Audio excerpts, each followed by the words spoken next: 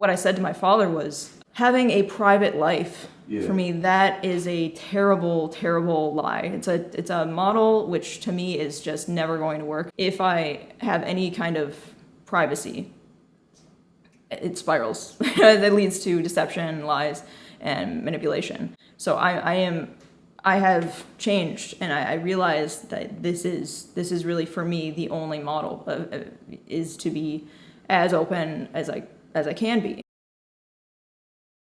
Okay, we get messages, we get email, we get comments, and the people in the audience do not have the experience that Evan here has just had of actually observing us as a couple interacting in real life. If Evan had been billing us to be our therapist, we would own thousands of dollars at this point. He has seen us in real life as a couple for many, many hours. And the questions we have put to the audience basically all boil down to what now, what next. I'm going to read some comments, and you guys are, in your wisdom and your foolishness, going to react. Say whatever you have to say. All right.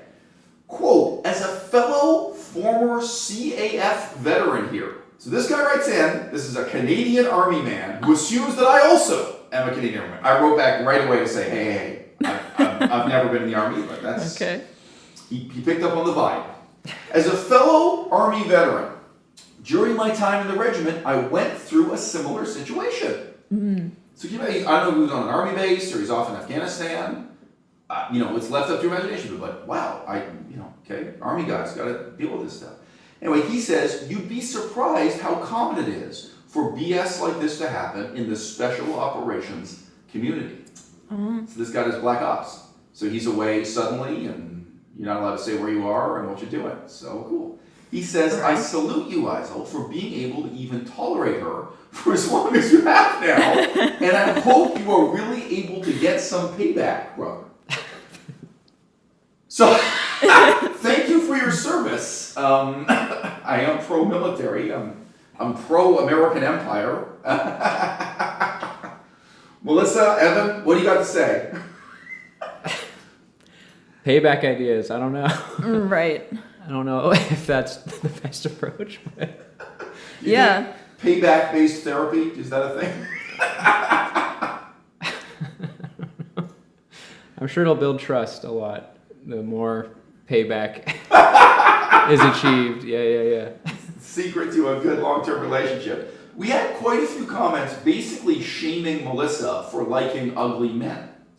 So, okay. All right, so Isel, you got to get with the ugliest people you could find. Yeah, that would be payback. Right? Yeah. Right, so it's not fair if I sleep with beautiful women. Is that why you invited me over here? Well, would it be more humiliating for Melissa if I sleep with ugly women? Is the point humiliation? Okay, so someone writes in from the audience saying, LOL, I thought this whole thing was a skit at first. I found Abhishek's blog, Madras Medley. He is quite physically repulsive. How does Isel have any respect left for Melissa? So, the point is here implicitly, how can I respect Melissa when she's attracted to such an ugly man? His follow-up question, is the sex that good? Well, I can't answer that one, so... Would it have been better had I know. Had this online affair with a very handsome man for I you? know. Genuine question for you. Well, it would be a compliment. Would you to feel Isel, better? Oh, yeah, she has good taste in men. No, that's narcissism. That's narcissism. Yeah, it's all these things, they're really kind of shallow comments. I think they are well-intentioned, but they kind of hint at more profound problems that we don't know the answers to. Well, Melissa, you have seen quite a number of really beautiful women trying to get with me. Mm-hmm. And sometimes you reacted positively. Yes. So there was the beautiful woman in Alberta, for example. Right. Perfect 10 blonde, just to say. You were not jealous. No, I quickly said, I wish she would move into this apartment building with us. You were down for that to be a real trouble, not just a... Maybe not necessarily in this apartment, but if she were in this... To have a separate apartment in the same building. Yeah. I remember that. So does that appeal to you in a kind of narcissistic way with a lowercase letter N? Is it here's this really beautiful woman who wants my man, therefore... No, actually, I Yeah. thought she was beautiful myself. Like, I found her beautiful, and I Right. thought that she looked nice. Like, she looked Right. like a kind person. Just from the messages that you had Yeah, with her, yeah. she She sounded was like smart. She was a good person. Yeah. somebody that I'd She was vegan and so on. Yeah. like to be around. That's, Right. So, yeah. Right. Well, so you realize that's not my situation with Abhishek. Like, No. that's like, I would never want to have coffee with him. No, and I, Right. yeah. I know, but that's what makes it so weird. That's right? what makes it so weird. So he's In so- reality, right. I also wouldn't, like, Right. he's not the kind of person I would want to have coffee with. Well, none of the guys you cheated on me with, or you attempted to cheat on me with, like just to put it more broadly, none of them are guys I would want to have coffee with. Right. Definitely none of them are guys I'd be in a long-term triangular or pentagonal relationship with or something. Like, so yeah, I mean that is weird. That's a very strange asymmetry. My relationships with other women and your relationships with other men, right? Yeah, I mean, I don't need to get into detail, but Do it. I mean, I just say, I think for the audience, maybe it's worthwhile to understand, maybe that's part of why you lied to me, did this behind my back, was like you knew I would regard this guy as a scumbag, or I would regard this as a bad situation. yes, definitely Abhishek. Right. They're definitely the Eric guy and Leo. I didn't think that those were guys that you would want to have coffee with. Right.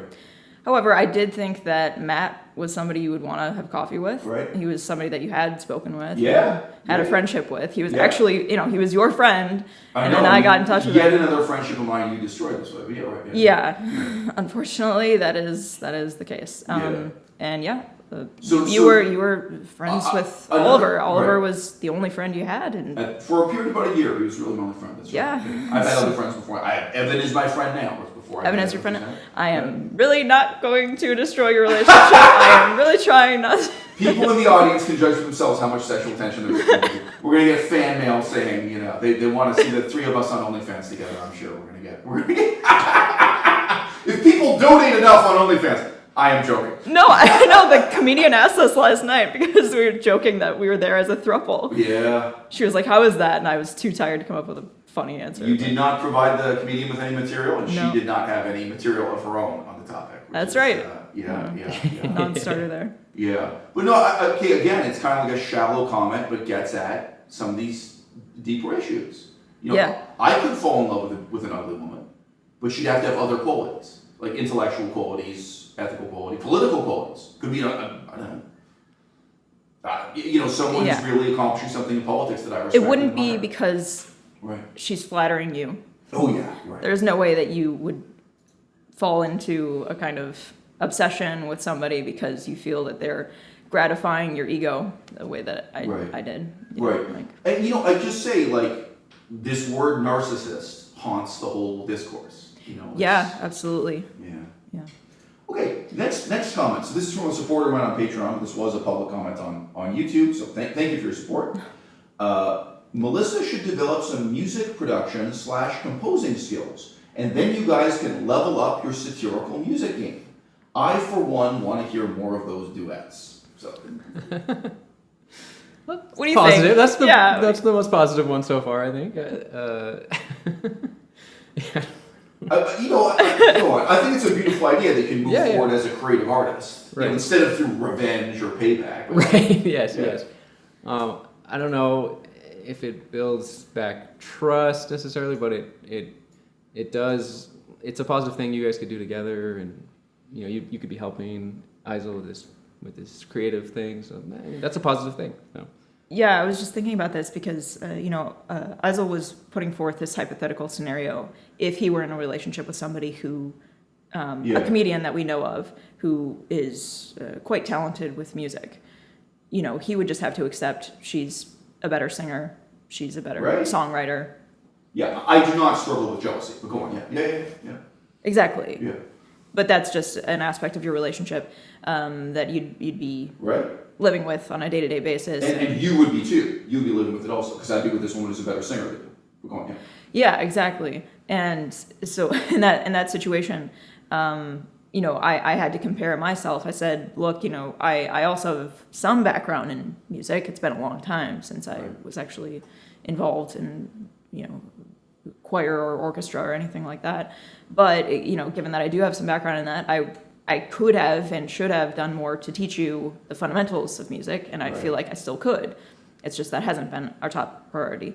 But yeah, the thing is, like, you have actually created more songs. You've written more lyrics than I ever have in the last 2 years in particular. But yeah, no, I mean, that it's like a positive thing that we can do together. But yeah, building back trust, I'm not sure if you feel positively about that. Right. So Evan, you've seen this though. I think there is a weird sense in which we do both already completely trust each other. Like I know it's weird, but like you have seen us talking for 5 hours about whether or not we should move to New York City. And I think anyone observing this, I wouldn't say like, oh, this is a couple that has like hostility or distrust in that sense. I mean, you speak on it. You tell me, because you've been an impartial observer. Well, there's a sense in which, yeah, but there's a sense in which what Melissa has done has damaged the trust, right? And she feels that, right? Yeah. Like that, that came up, in that long conversation we all had, and it's what I don't know, to what extent you feel it, where Right. you're constantly it's on your mind that you can't trust her or something. Maybe you don't feel it that often, but at the very least, Melissa feels it. Like she feels like she has destroyed Right. your trust, and so my impression is that like at some point that healing needs to happen, and I don't know. That seems like one of the primary things that needs to happen, but that's a big challenge of figuring out what that would be, like what would heal that, or how long would it take if I mean, it's a weird image because you say healing, it's like you have a wound or you have a broken arm, right. and then with time it heals. And that, we all know that is just like the allegory is so misleading. It's nothing like that, right? Do you mind if I Do it. So there were things in our relationship that prior to my revealing to Eisel that I had cheated on him in this way, that I had not addressed. And that also eroded the trust in our relationship. So it's something that I had done to hurt Eisel, to break his heart, that he had said, look, in your own time, this was mentioned yesterday, like if, you don't have to address it today, you don't have to talk about it today, but, or like even this week, but, eventually you're going to have to talk to me more about this and like, make amends for this. And when I'm left to my own devices, I just want to, push that away and not actually make it better. So in a way, like if you compare it to a wound, it's like instead of doing anything to help the wound heal, I like let it fester and it just gets worse. That's my conflict avoiding side where I just, don't want to even accept what happened and like address what happened and even will like actively forget what happened And lie about it. and lie about it. Yeah. And make up lies. Yeah, and as was talked about yesterday, like the way that I explain what happened is inherently like misleading to other people. So Yeah. the reality and I think what can be gleaned as the positive outcome of the conversation yesterday is that as a 31-year-old woman, it's really my responsibility not to have any ambiguity in retelling a story, to just, these are the facts, this is what happened, and my feelings are not, relevant when Eisel has been heartbroken. Like I have done harm to him. So when I explain my frustration with it, like to somebody else, they're misled by what's going on. Like they interpret, they see our relationship in a certain way, and it's my responsibility to correct them and put them on the right basis here. Because if I'm freaking out, even in the videos that we've uploaded in the last 3 weeks, if I'm freaking out, if I seem like I'm mentally ill, if I'm unstable, then that's how people are going to interpret it, and they're going to see certain dynamics that are not actually there, so it's really up to me how I present information to other people, and I'm in control of that. That's actually something like I can do something about. I was just say, this is maybe useful for people in the audience, but I know it's useful for you. You said in the middle of that statement, like, talking about your feelings. Sometimes people say feelings, and they mean like a conclusion they've come to. Like, okay, I figured this out, I've come to, this is my feeling on the matter. But with you, you're actually talking about something that will change in 5 minutes. Yeah, no, And that feeling like, I is. have been with you where in the same day, within a few hours, you were saying to me passionately, Abhishek did nothing wrong, and where you swung to the opposite extreme of blaming him for everything, where you like really harshly, like really, you know, misrepresenting even what he did to blame him to a greater extent than he could be responsible for. And that those are a few hours apart. So it's just funny, you do often invoke this idea of like, oh, well, I have to be honest about my feelings. But it's like, well, no, Melissa, maybe you need to take 5 minutes. Yeah, maybe I need to. Maybe you're feeling right now, this moment is not what you need to be honest about. You need to kind of collect your thoughts and be honest about your conclusions. Right, and I kind of like throw a snit about it. I'm like, oh, well, I can't even say anything then. Like, if I'm honest about how I feel, then. It's the weirdest thing. You do that all the time. And like me and Evan both, we're both sitting there like, what do you mean? We're listening for hours. You talk about your feelings for hours. We are here for hours just to listen to you talk about your feelings. And you are complaining after we've listened for like 3 hours that you don't get to say anything or talk about your feelings. Yeah, I definitely have like foot and mouth syndrome where like I say things and then afterward I regret it. It's been a problem for me much of my life where I haven't fully thought things through, but I'm having an emotion and I express it in a certain way and it often will just like harm people or like misrepresent what actually happened. And it's really not okay if you want to be somebody who's trustworthy, if you want to be people will see you as a reliable narrator. Right. It's really important that you actually have your story down and you don't. Well, and you also, like, it's not even that you do it to other people, but like I saw you do it to Isel. Like, you misrepresented the actual conversation that we were having to Isel. Yes. You misrepresented in a way that hurt him, right? In that moment. Yeah, and in a sense, yes, no, absolutely, yes, and, it was very hurtful, and I yes, and Isel's been dealing with that. Although she can lie to me about something she said 5 minutes earlier, like for real. Oh yeah, my father. That happened with my father the other day. I was Yeah. like, this is where it comes from. As my family has zero responsibility for what they say. Even like 5 minutes later, they're like, no, I didn't say that. Like, you did. Like I was there too. So and I'm able to see that with my father, and I'm able to see that with my brothers. But yeah, anyway, sorry. Yeah. Well, I do want to say one more thing.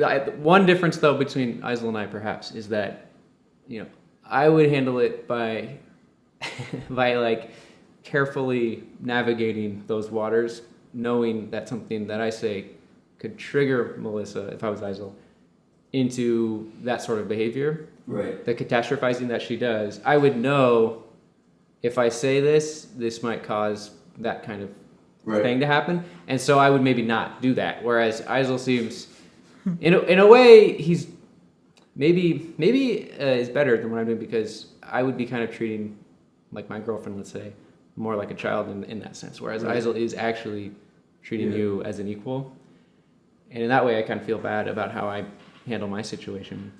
But at the same time, it does kind of cause this feedback loop where Isel's honesty and treating you like an equal does trigger you, and then you will say something hurtful to him, and then he'll keep it real and say, like, look, what you just said really hurts me. If that's how you feel, like that's I don't know if I want to be with you if that's how you really feel, and then you'll be like, oh, so you're saying we should just break up then, and then he's like, I didn't say that. Very accurate retelling of what happened. Yeah, and it's like, but it gets in this spiral. Whereas, like for me, I probably could have avoided that spiral. Yeah.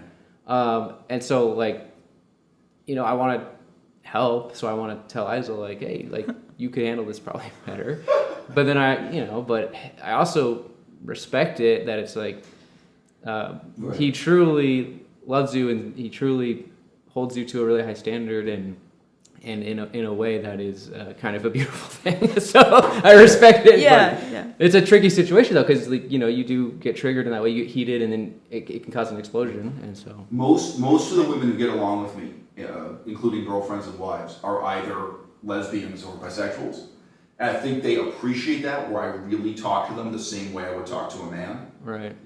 And there were a lot of straight women who do not like it and cannot cope with it. Right. Just to generalize. That's true. Whether it is a virtue or a vice, I sit down with women, it's like, I'm going to tell it to you straight, man to man. So that's what I'm like, so yeah.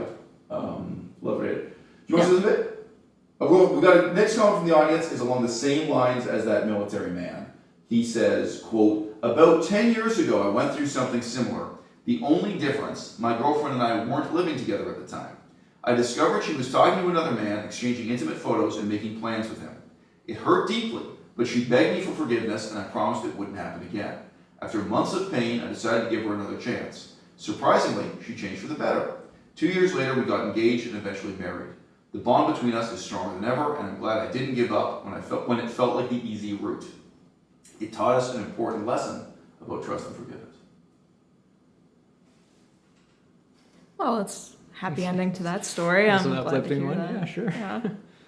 I replied to him asking, did she do anything to compensate? Did you guys have 3 ways and 4 ways, or what? Because that was the topic of the video. Was what do you actually Right. do to make amends? So what do you actually do to Did you get payback? Payback, yeah. payback? The model of our times. But yeah, no further reply yet. Okay. So another well-intentioned comment that may be completely useless. Someone writes in at length saying, "There is a principle in both economics and international diplomacy called equity, which is the idea that stability of any relationship, whether it's between 2 people or between 2 governments, etc., is based on equality of investment, i.e. you get what you put in and you put in what you get. By this principle, when one side is feeling ripped off, the balance is disrupted, and they're incentivized to either leave, cut off all interaction, or declare war, figuratively speaking." So this guy is raising this question. I think it's an impossible way to look at it. Who is putting more into the relationship? Do you get out of the relationship what you put in? Even Evan, I think your relationship would fall apart if you look at that. Is any relationship sustainable on the basis of that kind of political and economic equity? Well, not to, I do feel like there's a sense in which some people are more capable than others, right? And so it would be insane to literally expect a completely equal amount of effort being put in some sense. Like, maybe the way to look at it is for each person, relative to where they're at, what the level of effort they're putting in, is that equal? Sort of trying to calibrate it, but maybe you could look at it that way. But I don't know. That's tough. I mean, if someone has mental health issues, for example, I'm not saying you, but what they're going to be able to do might be different than someone else who's just really got their shit together, really thriving. The person who's really on top of their shit is going to be able to put in more into the relationship. And so, right. I don't know. Yeah. Yeah, you reminded me of a YouTuber who's public, so I don't think it's inappropriate for me to talk about their relationship because they've talked about their relationship, and it's come up in conversation with Eisel as well. So the YouTuber is Brian Turner, and he has a girlfriend, Sammy Grimm, who has been diagnosed with quite a number of mental health disorders, including BPD. Yeah, I think it's actually borderline personality disorder. You're right. Yeah, but she's been on multiple different psych meds, and she, last I heard, was able to get off them, which is good. But they've talked about their relationship, and one thing that was touching to hear was that Sammy talked to Brian about issues, Sammy would have a freak out, and it was basically a problem that she wouldn't address it afterwards. And, Brian would tell her, you need to talk about this with me. And she learned the importance of this, and she's started addressing it as soon as she can. If not that day, the next day, if Sammy has some kind of meltdown, for the next day. So in that situation, I'm saying it's relevant to what you just said, because Brian is a mentally stable guy. He doesn't, right. Yeah. He's not going to need help in that same way. Yeah, he has to be in this role of helping her all the time, and it's not an equal partnership that way. But they both love each other and want to stay together. So to return to the phrasing, you get out of the relationship what you put into the relationship. Right. Yeah. Maybe that's never true. You put in sanity, and what you get back is insanity. Yeah. In my case, what I put in was honesty. What I got back was deception, lies, dishonesty, cheating. Right? Yeah. What I put into the relationship, what I bring to the relationship, I can't get the same thing back from you ever. It's never going to be reciprocated. You know, and obviously I don't just mean sexually, intellectually, emotionally, Yep. right? Right. And the reason I'm saying this is I don't think our relationship is unusual this way. I think, you know, this idea of equity, maybe it makes sense when you have two lawyers working in a law firm doing paperwork together. But like maybe this is something, even for a homosexual relationship, even where it's two men, I just don't know if equity is a coherent basis for thinking about these things. Yeah. Okay, for me that's a wrap. I don't want to read any more comments from the audience. Okay. Evan, something I thought was interesting, we had a long talk where you were basically, you were asking the question many people in the audience have asked, why is this public at all? And part of what I said to you is that I really appreciate hearing back from the audience this way. Like I really appreciate people with good intentions who care about my life. I appreciate people watching the videos at all, let alone writing in. Do you ever thought, is that still totally alien and shocking you, or? Actually, to be honest, I don't remember asking that. Okay. I think I actually brought it up in the conversation because other people have asked me, my family members have asked me, like, you know, why is this public? Well, just my father, but you know, his perspective is this way, and I was explaining, to my knowledge, that was. I do remember you that was why saying I something brought about that up. Yeah, okay. Yeah. Sure. And I was saying, like, look, it's my responsibility to talk about this, and what I said to my father was. Having a private life, for me, that is a terrible, terrible lie. It's a model which to me is just never going to work. Maybe for other people it can work, but for my particular psyche, you know, I just, if I have any kind of privacy, it spirals. That leads to deception, lies, and manipulation. So I have changed, and I realized that this is really for me the only model is to be as open as I can be. So that's what I was explaining, and that's why I think I needed to come on YouTube and talk about this. Aizal is a YouTuber, you know, he's a public figure, and people didn't know for years that this is what he was dealing with in the relationship, and even in our private lives, and even in our relationship, I was even my own mom. Right, my mom used to bully me to get legally married to you ASAP. And I've literally written an email saying, like, mother, stop bullying me to get married. You know, this has been a conflict. Yeah, and if I have this kind of passive role where I'm just, you know, people can put whatever. Yeah. Well, you're a blank canvas. Insert whatever they think who I am and what I am. When I have to I have the responsibility of explaining who I am and owning who I am and what I did and recognizing like this has really influenced Aizal. This has really, really had a huge impact on Aizal for years. A totally understandable misconception from the audience. People from the audience wrote in saying, "Oh, Melissa will be miserable and heartbroken if Aizal has sex with another woman." And it's like, you know, again, something as simple as that, well, no, Melissa is actually turned on by that. That's actually something she wants. That's like an advantage of this relationship for her. So just very basic things that if you don't say it, people just make up this story that you're a victim, you know, as opposed to like, you know, this is something you're actively pursuing, so you want, you know, at least for the next 5 years of your life, and we all get old. When you're 65, I don't know if you still want to be polyamorous, but you know, You know? Yeah, no, and I hadn't been honest with anybody for like so long about any of this, any of our relationship, any of our sex life, you know, my sexuality and my history with everything that we've talked about recently.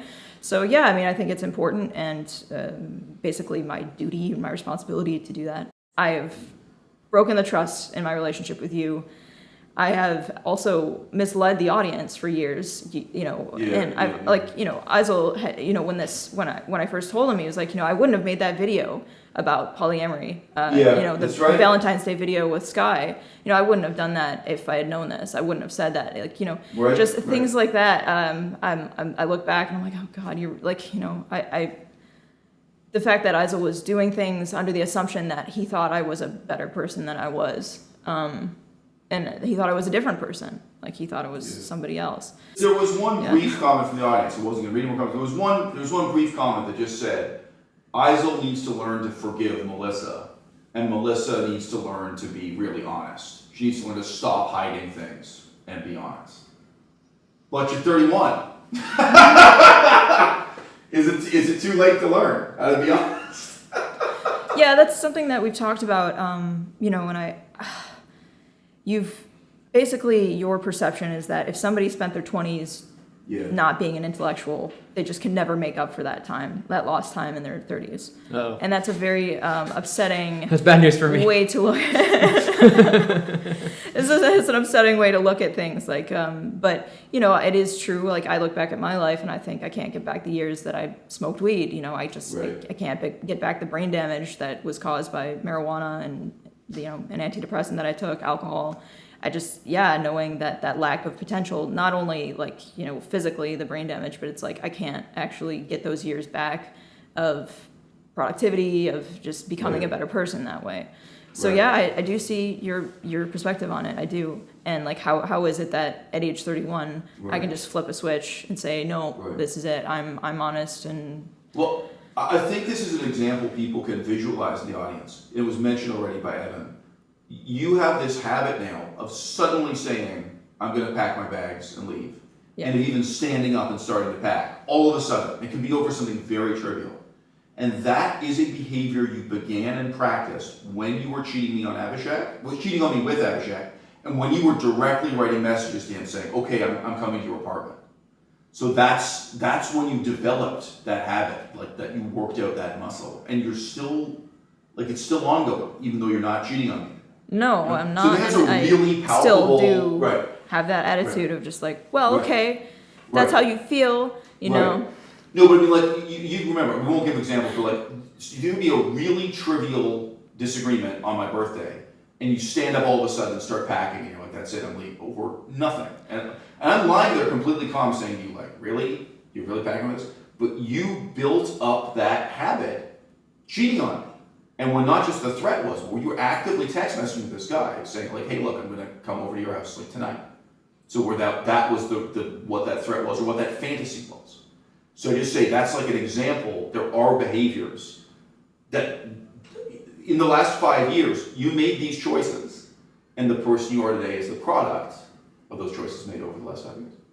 Right.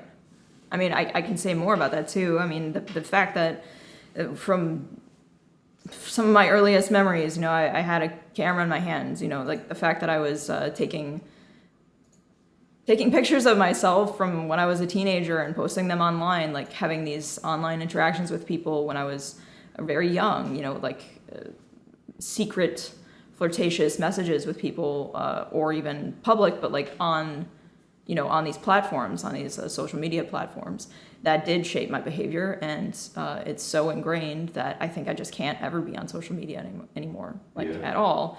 So that's a way to cope with that. But no, I just think for other people other people don't have this, problem with it. But yeah, just the element of taking pictures and people commenting certain, flattering statements, and then how that translated into my sexual relationship with my first boyfriend. Right. And my second boyfriend, how the role with this, and then what I did with these two guys online of sending naked pictures and having this element of flattery and how that impacted me. Yeah, I just think I just have to say, nope, never taking pictures, never taking naked pictures ever again, never taking pictures and uploading them to social media platforms ever again. And just mention I'm open-minded about this. For all I care, she could start doing hardcore porn on OnlyFans. But that's a different thing. I agree. Yeah. I agree, but I'm just saying that's not something I force her. It's not like I said, Melissa, this is the only solution. I think there are many solutions, but all of them involve honesty. All of them involve personal responsibility. The thing is that the secretive element of this, or it's just a secret that I keep close to my chest, or it's something that I have only on my personal files, and it's just going to be kept in a locked case forever. Having the opposite attitude of just complete openness. I don't really feel that way about YouTube. I don't really think that me being on your YouTube channel like this is leading me to have, Right. you know. Right. And now I'm getting negative. I'm getting a lot. I've always gotten negative comments on your channel, Yeah. and so it is what it is. People saying I'm. Yeah. Evan, to close the video, on a scale of 1 to 10, how certain are you that our relationship is going to last? That we will still be a couple, let's say 1 year from now?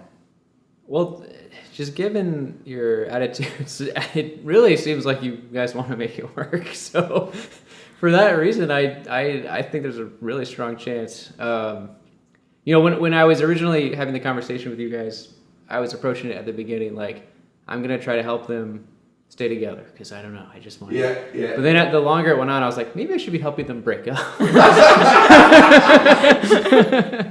And yeah, I think you guys really want to stay together. You're really trying to make it work. And you know, Isel really loves Melissa. Like when Melissa was away in the restroom, for example, Isel was showing me a picture of this beautiful woman that he's kind of interested in. But he was like, I actually think Melissa's way more beautiful. Yeah, and Melissa wasn't even there, so she doesn't even know he said that. But like, he really finds Melissa beautiful. He really has high expectations of her. We were talking about the things Melissa can do with her life, her career, and Isel has the highest expectations of anyone. I mean, he truly loves Melissa, and I totally get the impression that Melissa like wants to do anything she can to stay with Isel, and it's just really a matter of figuring out what you can do because you want that trust, and you want it to be good, and Isel's obviously wants to stay with Melissa too. So I give it a 10 out of 10, honestly, for better or for worse. But yeah. Ladies and gentlemen, leave your comments below the video. Like, share, and subscribe. This better get more thumbs up than thumbs down, and that is a wrap.